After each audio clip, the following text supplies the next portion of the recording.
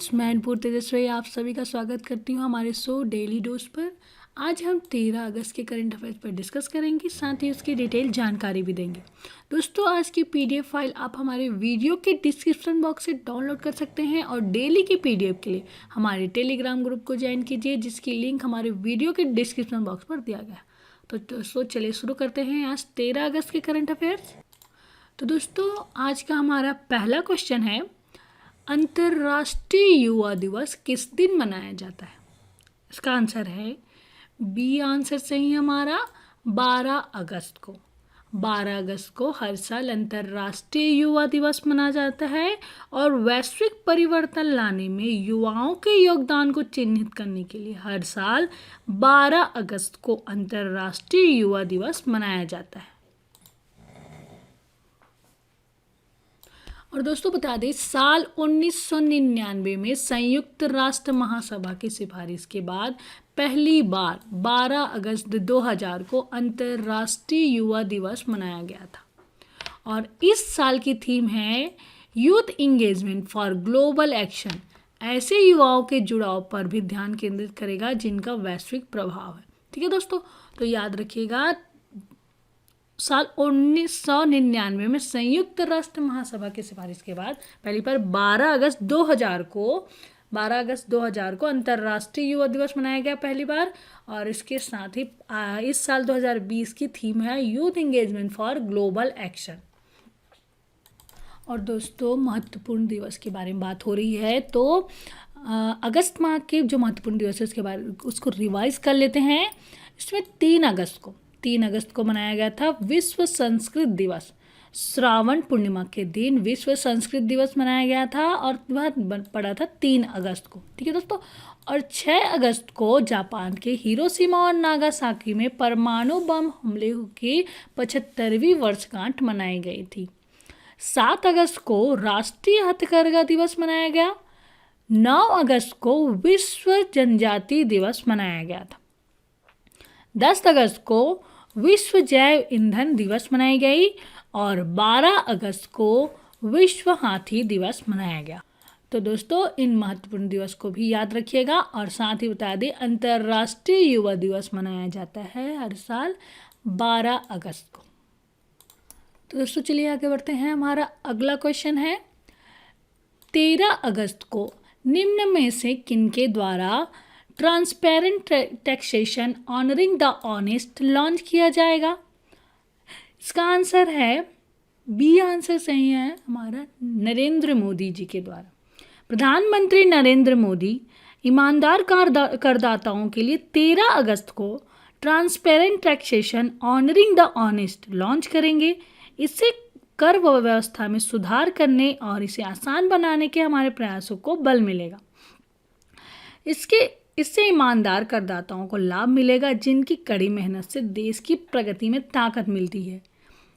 CBDT ने हाल ही में वर्षों में प्रत्यक्ष करों में कई प्रमुख या बड़े सुधार लागू किए हैं। पिछले वर्ष कारपोरेट टैक्स की दर को 30% से घटाकर 22% कर दिया गया एवं नई विनिर्माण इकाइयों के लिए इस दर को और अधिक घटाकर 15% कर दिया गया। लाभांश वितरण कर को भी हटा दिया गया है।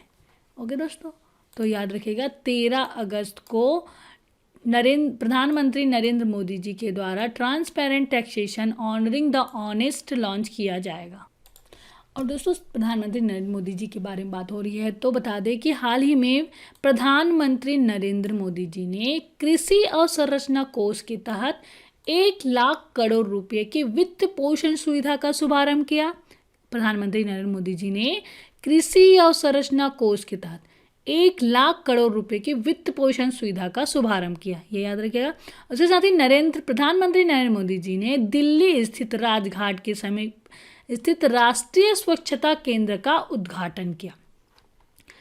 प्रधानमंत्री नरेंद्र मोदी ने 10 अगस्त को वीडियो कॉन्फ्रेंसिंग के जरिए अंडमान और निकोबार द्वीप समूह को जोड़ने वाली पनडुब्बी ऑप्टिकल फाइबर केबल की शुरुआत की और उसे राष्ट्र को समर्पित किया। इसके साथ ही हार्दिक सतीश चंद्र शाह को प्रधानमंत्री नरेंद्र मोदी जी के निजी सचिव नियुक्त किया गया है। किनको निजी सचिव नियुक्त किया गया? प्रधानमंत्री मोदी जी के हार्दिक सतीश चंद्र शाह को। तो दोस्तों इन चीज़ों को भी याद रखिएगा। तो दोस्तों चलिए आगे बढ़ते हैं। हमारा अगला क्वेश्चन है, किस देश ने पाकिस्तान को ऋण और तेल की आपूर्ति समाप्त कर दी है? इसका आंसर है सी आंसर सही है हमारा, सऊदी अरब ने। दोस्तों सऊदी अरब ने पाकिस्तान के लिए अपने ऋण और तेल की आपूर्ति को समाप्त कर दिया है, जिससे दोनों देशों के बीच दशकों पुरानी दोस्ती खत्म हो गई है। पाकिस्तान को सऊदी अरब को $1 बिलियन अमेरिकी डॉलर का भुगतान करने के लिए भी कहा गया है, जिसे नवंबर 2018 में सऊदी अरब द्वारा घोषित $6.2 बिलियन पैकेज के हिस्से के रूप में दिया गया था। ओके दोस्तों, तो याद रखिएगा सऊदी अरब ने पाकिस्तान के लिए अपने ऋण और तेल की आपूर्ति को समाप्त कर दिया। दोस्तों सऊदी अरब के बारे में बात हो रही है, तो सऊदी अरब की राजधानी है रियाद, मुद्रा है सऊदी रियाल और वहाँ के किंग है सऊदी अरब की सलमान। अगला क्वेश्चन है दोस्तों, अमेरिका में राष्ट्रपति पद के चुनाव के लिए डेमोक्रेटिक पार्टी की ओर से निम्न में से किसे उपराष्ट्रपति पद का उम्मीदवार घोषित किया गया है? इसका आंसर है सी आंसर सही है हमारा, कमला हैरिस को। अमेरिका में राष्ट्रपति पद के चुनाव के लिए डेमोक्रेटिक पार्टी की कमला हैरिस को उपराष्ट्रपति पद के उम्मीदवार घोषित किया गया है और 3 नवंबर को अमेरिका में चुनाव होना है। और डेमोक्रेटिक पार्टी की ओर से कमला हैरिस को उपराष्ट्रपति पद का उम्मीदवार घोषित किया गया है और कमला हैरिस भारतीय मूल की अमेरिकी नागरिक है। डेमोक्रेटिक पार्टी की ओर से पूर्व उपराष्ट्रपति जो बिडेन राष्ट्रपति पद के उम्मीदवार होंगे, उन्होंने कमला हैरिस को अपने साथ उपराष्ट्रपति पद का प्रत्याशी चुना है। ये है कमला हैरिस जो डेमोक्रेटिक पार्टी की ओर से उपराष्ट्रपति पद की उम्मीदवार है। और दोस्तों अमेरिका के बारे में बात हो रही है, तो अमेरिका के बारे में और कुछ जान लेते हैं। अमेरिका के राष्ट्रपति डोनाल्ड ट्रंप ने सोशल मीडिया ऐप टिकटॉक और वीचैट को बैन करने के लिए एक एग्जीक्यूटिव ऑर्डर जारी किया है। ठीक है दोस्तों, और इसके साथ ही अमेरिका की प्रसिद्ध फिक्शन लेखक और पुलित्जर पुरस्कार विजेता शर्ली एन ग्रो का हाल ही में निधन हो गया। इसके साथ ही फ्यूचर ब्रांड इंडेक्स 2020 में सबसे बड़े ब्रांड के तौर पर अमेरिका की दिग्गज टेक कंपनी एप्पल को जगह मिली थी। तो दोस्तों इन चीज़ों को भी याद रखिएगा। अमेरिका के राष्ट्रपति डोनाल्ड ट्रंप ने social media app TikTok WeChat पर बैन लगाया, एग्जीक्यूटिव ऑर्डर जारी किया और इसके साथ ही वहाँ की प्रसिद्ध फिक्शन लेखक शर्ली एन ग्रो का निधन हो गया और एप्पल कंपनी को फ्यूचर ब्रांड इंडेक्स का सबसे बड़ा ब्रांड के तौर पर जगह मिली। अमेरिका की राजधानी है वाशिंगटन डीसी, मुद्रा है अमेरिकन डॉलर और राष्ट्रपति हैं डोनाल्ड ट्रंप। अगला क्वेश्चन है दोस्तों, हाल ही में किस बैंक ने आरबीआई से पूर्ण स्वामित्व वाली गैर वित्तीय सहायता की स्थापना के लिए सैद्धांतिक मंजूरी प्राप्त की है? इसका आंसर है बी आंसर सही है हमारा, south Indian bank. South Indian bank को भारतीय रिजर्व बैंक से अपनी पूर्ण स्वामित्व वाली गैर वित्तीय अनुषंगी कंपनी बनाने की अनुमति मिल गई है। और दोस्तों साउथ इंडियन बैंक के प्रबंध निदेशक और मुख्य कार्यकारी अधिकारी हैं वीजी मैथ्यू। मुख्यालय है त्रिशूर और टैगलाइन है एक्सपीरियंस नेक्स्ट जनरेशन बैंकिंग। अगला क्वेश्चन दोस्तों, किसने छोटे व्यवसायों के लिए पहला पॉकेट एंड्रॉयड पीओएस लॉन्च किया है? इसका आंसर है बी आंसर सही हमारा, पेटीएम ने। पेटीएम ने छोटे व्यवसायों के लिए पहला पॉकेट एंड्रॉयड पीओएस लॉन्च किया है जिसे कॉन्टेक्टलेस पेमेंट किया जा सकेगा। इस डिवाइस को 499 रुपये महीने देकर किराए पर लिया जा सकता है। इसे फ़ोन की तरह डिज़ाइन किया गया है।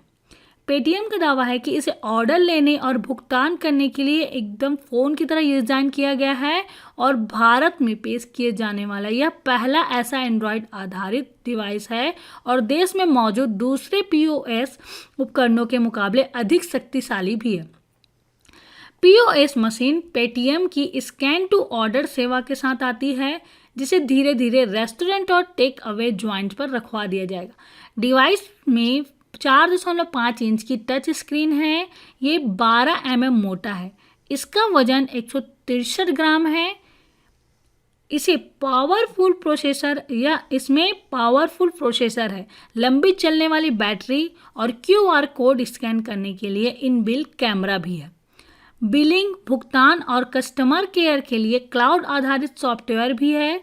यह 4G सिम कार्ड वाईफाई के साथ भी काम कर सकता है। भुगतान कभी फेल ना हो, इसके लिए ब्लूटूथ की सुविधा भी दी गई थी। ओके दोस्तों, तो याद रखिएगा, पेटीएम ने छोटे व्यवसायों के लिए पहला पॉकेट एंड्रॉयड POS लॉन्च किया है। साथ ही दोस्तों, पेटीएम के संस्थापक है विजय शेखर शर्मा। पेटीएम का मुख्यालय है नोएडा, उत्तर प्रदेश में, और पेटीएम की स्थापना हुई थी 2010 में। चलिए दोस्तों, आगे बढ़ते हैं। अगला क्वेश्चन है हमारा, Indian council for research on international economic relations के नए चेयरमैन के रूप में किसे नियुक्त किया गया है? इसका आंसर है सी आंसर सही हमारा, प्रमोद भासिन को।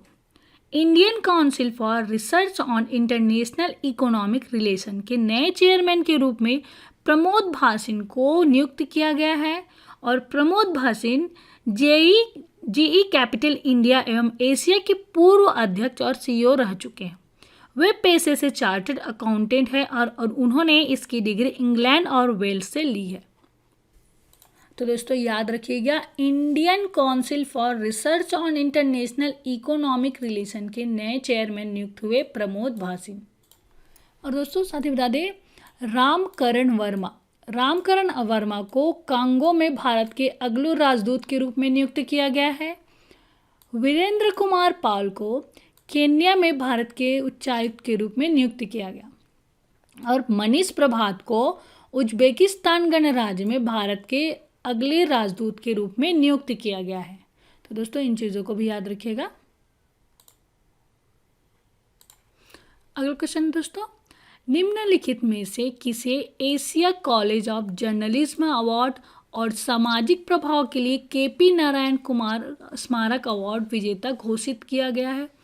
इसका आंसर है सी आंसर सही है हमारा, A और B। दोस्तों नितिन सेठी और शिव सहाय सिंह को क्रमशः खोजी पत्रकारिता के लिए Asia college of journalism award और सामाजिक प्रभाव के लिए KP नारायण कुमार स्मारक अवार्ड का विजेता घोषित किया गया। सेठी ने दी हफिंगटन पोस्ट इंडिया में प्रकाशित श्रृंखला पैसा पॉलिटिक्स की छठी कड़ी के लिए खोजी पत्रकारिता की श्रेणी में यह पुरस्कार जीता। और सिंह को उनकी खबर death by digital exclusion on faculty public distribution system in Jharkhand के लिए सामाजिक प्रभाव वाली पत्रकारिता श्रेणी में यह अवार्ड मिला। इस श्रेणी में यह पहला पुरस्कार है। दोस्तों निर्णायक मंडल में पत्रकार सेंथिल चंगाल वरियन, विद्या सुब्रमण्यम और जोश मार्टिन थराकन शामिल थे, जिन्होंने प्रत्येक श्रेणी में चुने गए नामों में से विजेता का चुनाव किया। दोनों पुरस्कारों में ट्रॉफी और प्रशस्ति पत्र दिया जाता है। और वही खोजी पत्रकारिता के लिए पुरस्कार राशि 2 लाख रुपये है, जबकि सामाजिक प्रभाव पुरस्कार के लिए इनाम राशि 1 लाख रुपये है। विजेताओं को यह पुरस्कार विश्व स्वास्थ्य संगठन की मुख्य वैज्ञानिक सौम्या स्वामीनाथन ने दिया। तो दोस्तों याद रखिएगा, नितिन सेठी को Asia college of journalism award और शिव सहाय सिंह को KP नारायण कुमार स्मारक अवार्ड दिया गया। और इसके साथ ही दोस्तों हाल ही में उत्कृष्ट पत्रकारिता के लिए प्रेम भाटिया पुरस्कार समाचार पत्र इंडियन एक्सप्रेस के दीपांकर घोष और गैर लाभकारी पत्रकारिता website People's Archive of Rural India को कोविड-19 महामारी और देश भर में इसके प्रभाव को उनकी कवरेज के लिए दिया गया। दूसरा, भारत की पहली सौर ऊर्जा संचालित नौका आदित्य ने इलेक्ट्रिक बोट्स और बोटिंग में उत्कृष्टता के लिए गस्ट्रेव अवार्ड जीता। दुनिया भर में अपनी गणितीय क्षमता का लोहा मनवाने वाली मानव कंप्यूटर शकुंतला देवी को अपनी उपलब्धि के करीब 40 साल बाद मरणोपरांत गिनीज वर्ल्ड रिकॉर्ड की ओर से आधिकारिक प्रमाण पत्र दिया गया। और साथ ही defence institute of advance technology DIAT को उत्तर प्रदेश में Noida institute of engineering and technology में इस महीने की 1 से 3 अगस्त तक आयोजित स्मार्ट इंडिया हैकाथॉन 2020 में प्रथम पुरस्कार मिला।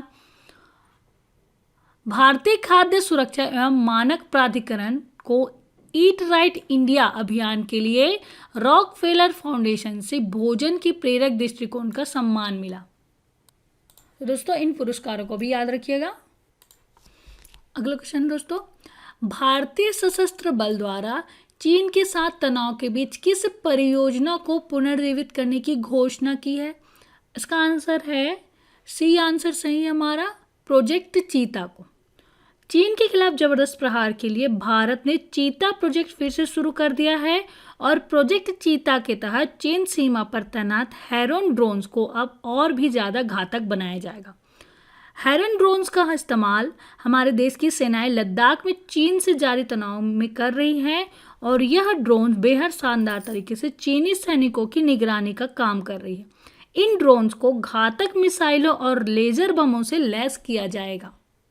तो दोस्तों याद रखिएगा, भारतीय सशस्त्र बल द्वारा चीन के साथ तनाव के बीच प्रोजेक्ट चीता परियोजना को फिर से शुरू किया गया है, जिसमें हेरॉन ड्रोन का यूज़ किया जाता है। अगला क्वेश्चन दोस्तों, किस राज्य सरकार ने नई योजना मुख्यमंत्री किसान सहाय योजना शुरू की है? इसका आंसर है बी आंसर सही है हमारा, गुजरात। गुजरात सरकार ने एक नई योजना शुरू की है जिसके तहत सूखे, अत्यधिक बारिश या बेमौसम बरसात के कारण फसल नुकसान का सामना करने वाले किसानों को बिना कोई प्रीमियम दिए मुआवजा मिलेगा। गुजरात के मुख्यमंत्री विजय रूपाणी ने घोषणा की है कि नई मुख्यमंत्री किसान सहाय योजना केवल इस वर्ष के लिए प्रधानमंत्री फसल बीमा योजना की जगह लेगी। और साथ ही बता दें दोस्तों, हाल ही में गुजरात स्थित एशिया की सबसे बड़ी बनास डेयरी ने जानवरों के गोबर से CNG उत्पन्न करने की अनूठी परियोजना की शुरुआत की है। और इसके साथ ही हरियाणा सरकार ने महिला एवं किशोरी सम्मान योजना तथा मुख्यमंत्री दूध उपहार योजना का भी शुभारंभ किया।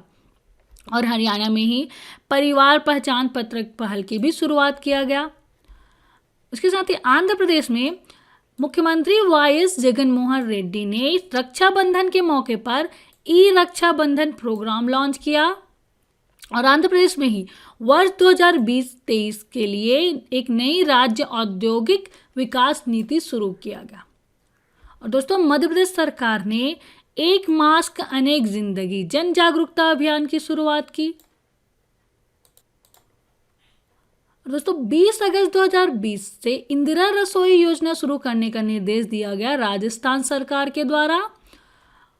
और छत्तीसगढ़ राज्य सरकार ने शहीद महेंद्र कर्मा तेंदुपत्ता संग्राहक सामाजिक सुरक्षा योजना की शुरुआत की। और इसके साथ ही छत्तीसगढ़ सरकार ने इंदिरा वन मितान योजना का भी शुभारंभ की घोषणा की है। और साथ ही बता दें, बढ़ रहे प्रदूषण से निजात पाने के लिए दिल्ली राज्य सरकार ने नई इलेक्ट्रिक व्हीकल पॉलिसी लॉन्च किया है। तो दोस्तों इन परियोजनाओं को भी याद रखिएगा। और दोस्तों गुजरात के बारे में बात हो रही है तो गुजरात की स्थापना 1 मई 1960 में हुई। राजधानी है गांधीनगर, मुख्यमंत्री है विजय रूपाणी जी और राज्यपाल है आचार्य देवव्रत। चलिए आगे बढ़ते हैं दोस्तों। अगला क्वेश्चन है हमारा, किस राज्य सरकार ने प्रतिरक्षण क्षमता बढ़ाने वाला उत्पाद हिम हल्दी दूध शुरू किया? इसका आंसर है डी आंसर सही हमारा, हिमाचल प्रदेश राज्य सरकार ने। हिमाचल प्रदेश सरकार ने प्रतिरक्षण क्षमता बढ़ाने वाला उत्पाद हिम हल्दी दूध शुरू किया है और इसका निर्माण मिल्क फेड ने किया है। इस अवसर पर मुख्यमंत्री जयराम ठाकुर ने राष्ट्रीय डेयरी कार्यक्रम के अंतर्गत मंडी, शिमला और कुल्लू जिले के दूध उत्पादकों को प्रोत्साहन भी वितरित किया। हिम हल्दी दूध का विकास पंजाबी विश्वविद्यालय पटियाला ने किया है और इसे पेटेंट कराया गया। राष्ट्रीय डेयरी विकास कार्यक्रम के अंतर्गत मिल्कफेड ने प्रोत्साहन राशि के रूप में 835 दूध उत्पादकों के खाते में प्रति व्यक्ति 2,000 रुपये अंतरित किए। तो दोस्तों याद रखिएगा, हिमाचल प्रदेश राज्य सरकार ने प्रतिरक्षण क्षमता बढ़ाने वाला उत्पाद हिम हल्दी दूध शुरू किया है। और साथ ही दोस्तों, केंद्रीय मानव संसाधन विकास मंत्री श्री रमेश पोखरियाल निशंक ने हिमाचल प्रदेश के मुख्यमंत्री श्री जयराम ठाकुर के साथ हिमाचल प्रदेश के सिरमौर में भारतीय प्रबंधन संस्थान की ऑनलाइन आधारशिला रखी। और इसके साथ ही हिमाचल प्रदेश में पहला रेशम प्रशिक्षण व उत्पादन केंद्र स्थापित किया जाएगा। ओके दोस्तों, और साथ ही बता दें, हिमाचल प्रदेश की राज्यपाल है बंडारू दत्तात्रेय, राजधानी है शिमला ग्रीष्मकालीन और शीतकालीन राजधानी है धर्मशाला, मुख्यमंत्री है जयराम ठाकुर। अगला क्वेश्चन दोस्तों, किस राज्य सरकार द्वारा 2 अक्टूबर से अरुणोदय योजना लागू किया जाएगा? इसका आंसर है ए आंसर सही है हमारा, असम राज्य सरकार के द्वारा। लगभग 17 लाख परिवारों को वित्तीय सहायता उपलब्ध कराने के उद्देश्य से असम सरकार राज्य में 2 अक्टूबर से अरुणोदय योजना लागू करने की तैयारी कर रहा है। और इस योजना के तहत आवश्यक वस्तुएं खरीदने के लिए पात्र परिवारों को 830 रुपये प्रति महीने दिए जाएंगे। असम में यह सबसे बड़ी प्रत्यक्ष लाभ अंतरण योजना होगी और इस योजना से प्रत्येक विधानसभा क्षेत्र के 15 से 17 हजार परिवारों को लाभ मिलेगा। अरुणोदय योजना के लिए असम सरकार 210 करोड़ रुपए प्रति महीने वहन करेगी। ओके दोस्तों, तो याद रखिएगा, असम राज्य सरकार द्वारा 2 अक्टूबर से अरुणोदय योजना लागू किया जाएगा। अब असम के बारे में बात हो रही है, तो असम की क्या राजधानी है दिसपुर, वहाँ के मुख्यमंत्री है सर्बानंद सोनोवाल और राज्यपाल हैं जगदीश मुखी। अगला क्वेश्चन है दोस्तों, फोर्ब्स की सर्वाधिक कमाई करने वाली टॉप 10 अभिनेताओं की सूची में कौन इकलौता भारतीय अभिनेता शामिल है? इसका आंसर है ए आंसर सही है हमारा, अक्षय कुमार। फोर्ब्स की दुनिया में सर्वाधिक कमाई करने वाले टॉप 10 अभिनेताओं की सूची में अक्षय कुमार इकलौते भारतीय हैं और इसमें 362 करोड़ रुपए की कमाई के साथ अक्षय कुमार 6ठे नंबर पर है, जबकि 654 करोड़ रुपए के साथ ड्वेन जॉनसन सूची के शीर्ष पर है। फोर्ब्स ने बताया कि अक्षय की अधिकतर कमाई ब्रांड एंडोर्समेंट के जरिए होती है। तो दोस्तों याद रखिएगा, फोर्ब्स की सर्वाधिक कमाई करने वाले टॉप 10 अभिनेताओं की सूची में इकलौते भारतीय अभिनेता हैं अक्षय कुमार जी। और दोस्तों, फोर्ब्स की टॉप 10 हाईएस्ट पेड एक्टर्स 2020 की लिस्ट दी गई है, आप हमारे PDF से कलेक्ट कर सकते हैं। अगला क्वेश्चन है दोस्तों, हाल ही में किसने कनेक्टिंग कम्युनिकेटिंग चेंजिंग नामक पुस्तक के संस्करण का अनावरण किया है? इसका आंसर है सी आंसर सही हमारा, प्रकाश जावड़ेकर जी ने। केंद्रीय सूचना और प्रसारण मंत्री प्रकाश जावड़ेकर जी ने कनेक्टिंग कम्युनिकेटिंग चेंजिंग नामक पुस्तक के संस्करण का अनावरण किया और इस पुस्तक में एम वेंकैया नायडू के भारत के उपराष्ट्रपति के रूप में 3 साल का कार्यकाल के बारे में बताया गया है। उपराष्ट्रपति वेंकैया नायडू ने 11 अगस्त 2020 को अपने पद पर 3 साल पूरे कर लिए हैं। यह पुस्तक उपराष्ट्रपति वेंकैया नायडू के भाषणों का संकलन है और 250 से अधिक पृष्ठों की यह पुस्तक इस कड़ी की तीसरी पुस्तक है, जिसे प्रकाशन विभाग द्वारा प्रकाशित किया गया है।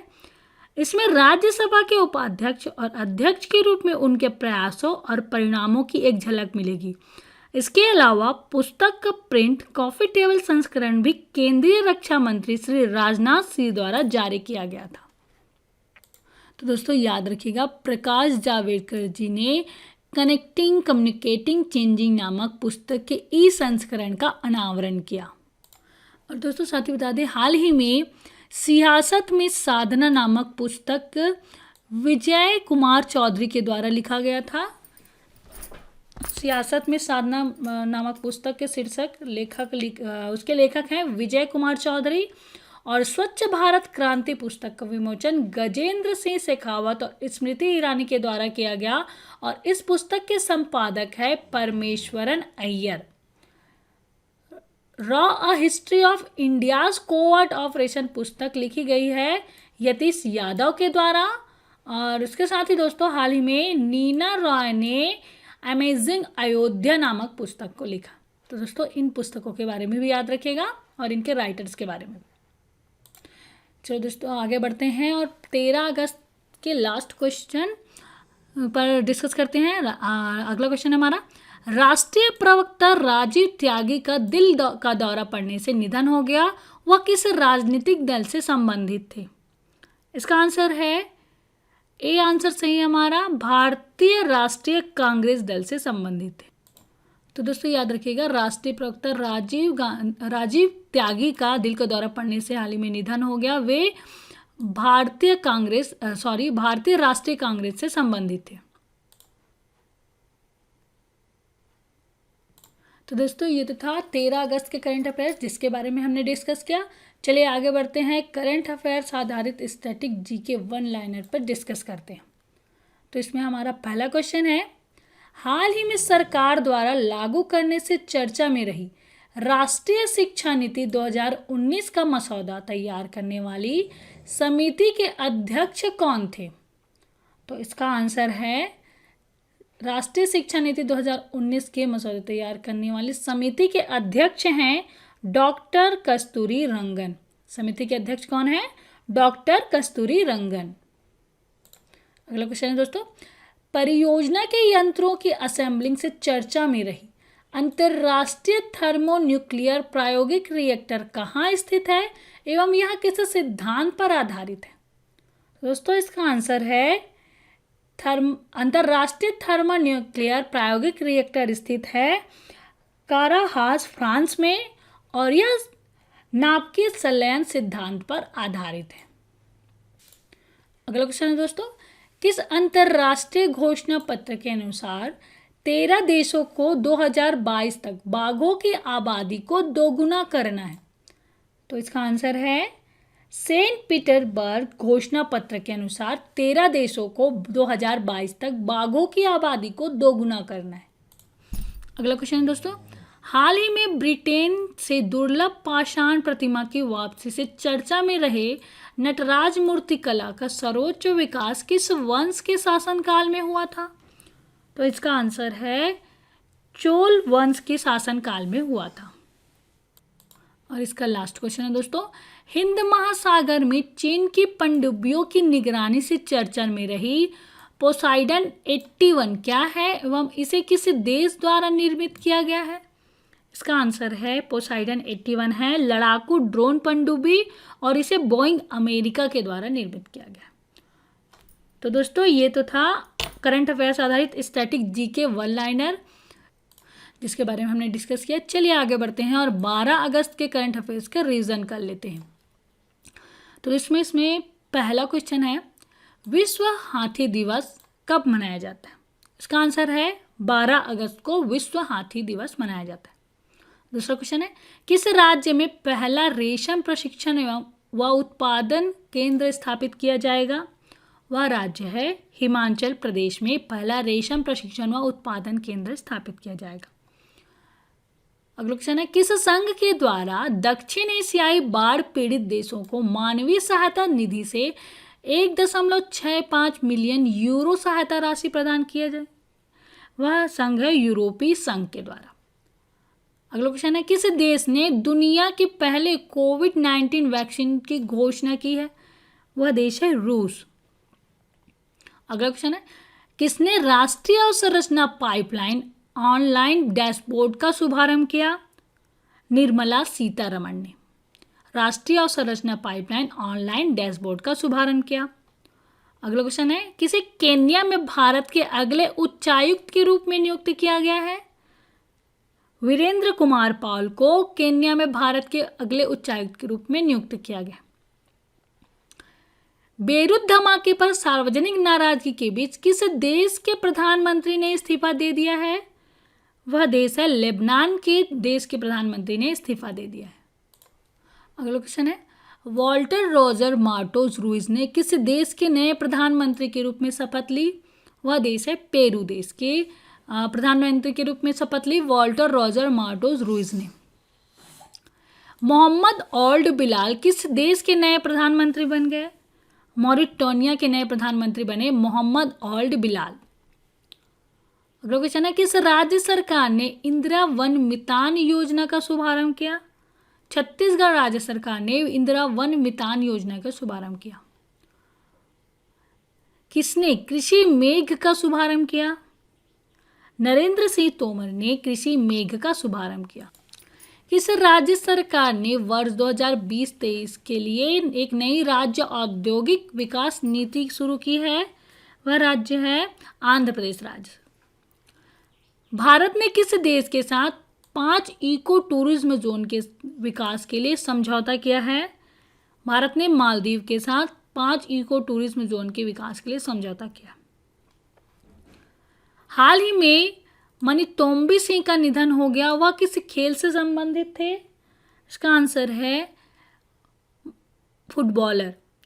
मनीतोम्बी सिंह का निधन हो गया, वे एक फुटबॉलर थे। और दोस्तों इसका लास्ट क्वेश्चन है, हाल ही में प्रसिद्ध कवि राहत इंदौरी जी का निधन हो गया, वह किस भाषा के कवि थे? राहत इंदौरी जी उर्दू भाषा के कवि थे। तो दोस्तों ये तो था 12 अगस्त के करंट अफेयर्स जिसके बारे में हमने रिवीजन किया। तो दोस्तों आज हमने 13 अगस्त के करंट अफेयर्स पर डिस्कस किए, वन लाइनर जीके पर भी डिस्कस किया और साथ ही 12 अगस्त के करंट अफेयर्स पर रिवीजन किया। तो दोस्तों आज का वीडियो कैसा लगा प्लीज़ हमें कमेंट करके बताइए। अच्छा लगे तो लाइक कीजिए और ज़्यादा ज़्यादा अपने दोस्तों को शेयर कीजिए। और अभी तक आपने हमारे चैनल को सब्सक्राइब नहीं किया है तो प्लीज़ सब्सक्राइब कीजिए और डेली के नोटिफिकेशन के लिए बेल आइकॉन को प्रेस कीजिए। तो दोस्तों कल फिर मिलते हैं एक नए वीडियो के साथ, तब तक के लिए good day, bye, thank you.